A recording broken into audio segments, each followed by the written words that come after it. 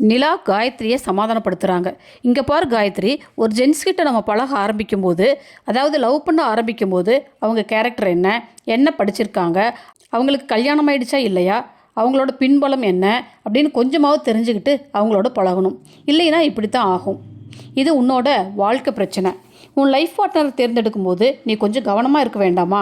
இப்படியே எடுத்தோம் கவிழ்த்தோன்னு பண்ணுறது. நீ சின்ன பொண்ணு, காலேஜில் படிக்கிற.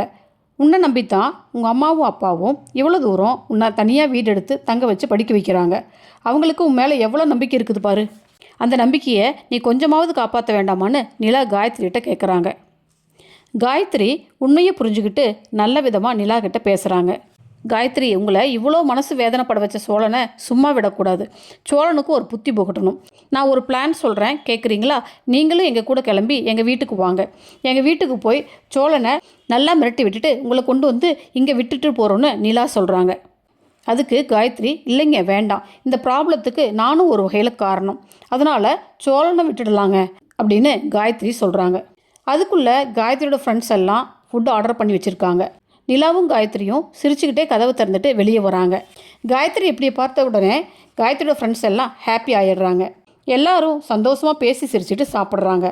நம்ம நடேசன் அருவாள் எடுத்துகிட்டு ஐயனார் சாமி மாதிரி வாசலில் உட்காந்துட்ருக்காரு. எங்காவது சோழன் ஓடி போயிட்டானா என்ன பண்ணுறதுன்னு சொல்லிட்டு அங்கேயே உட்காந்துருக்காரு. சோழன் அழுது புலம்புறாரு. நடேசன் காலில் விழுந்து கதறாரு. எனக்கு நிலாவை தவிர யாரும் வேண்டாம், நான் நிலாவை உயிராக நேசிக்கிறேன்னு அப்படின்னு சேரன்கிட்ட புலம்புறாரு. நிலாவும் பல்லவனும் வீட்டுக்கு வர்றாங்க. நடேசன், எங்கம்மா அந்த பொண்ணு வரலையா? இல்லை அங்கிள், அவங்க எங்கள் பின்னாடி வரேன்னு சொன்னாங்க. காயத்ரி, அவள் ஃப்ரெண்ட்ஸு, அவங்க அம்மா அப்பா, தாய் மாமா எல்லாரும் ஒரு வேன் அரேஞ்ச் பண்ணி வராங்க. நாங்கள் முன்னாடி வந்துட்டோம். பொண்ணுக்கு ஆரத்தி கரைச்சி ரெடி பண்ணணுமில்ல, அதனால் நாங்கள் சீக்கிரமாக வந்துட்டோம்.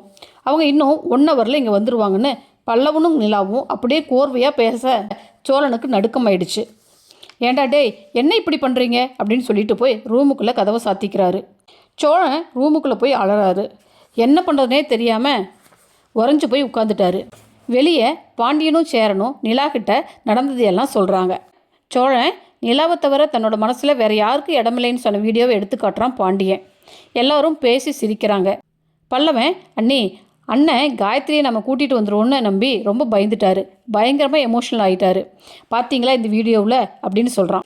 சேரனும், ஆமாம்மா, நாங்களும் உன்னை ரொம்ப ஓவராக மிரட்டிட்டோம். உன்னை தவிர வாழ்க்கையில் எந்த பொண்ணையும் நினச்சி கூட பார்க்க மாட்டேன் இனிமே. நிலா கூட நான் சேர்ந்து வாழ்கிறதுல உங்களுக்கெல்லாம் இஷ்டமே இல்லையான்னு அவன் மனசு திறந்து பேசும்போது தான் உன் மேலே அம்மா அவன் ரொம்ப பிரியமாக இருக்கான்னு நான் தெரிஞ்சுக்கிட்டேன் அப்படின்னு சேரன் சொல்கிறாருங்க. நிலாவுக்கு அது கேட்ட உடனே ஒரு மாதிரி ஆயிடுது.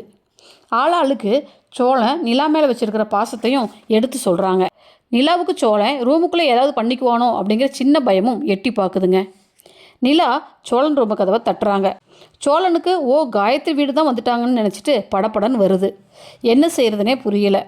நிலாவுக்கும் சோழன் கதவை திறக்காதது ஒரு செகண்டு என்னென்னவோ நினைக்க தோணுது. சோழன் ஒரு வழியாக கதவை திறந்துட்டு வெளியே வராரு. ஃப்ரெண்ட்ஸ், என் சேனலை லைக் பண்ணுங்கள், சப்ஸ்கிரைப் பண்ணுங்கள், ஷேர் பண்ணுங்கள். தேங்க்யூ.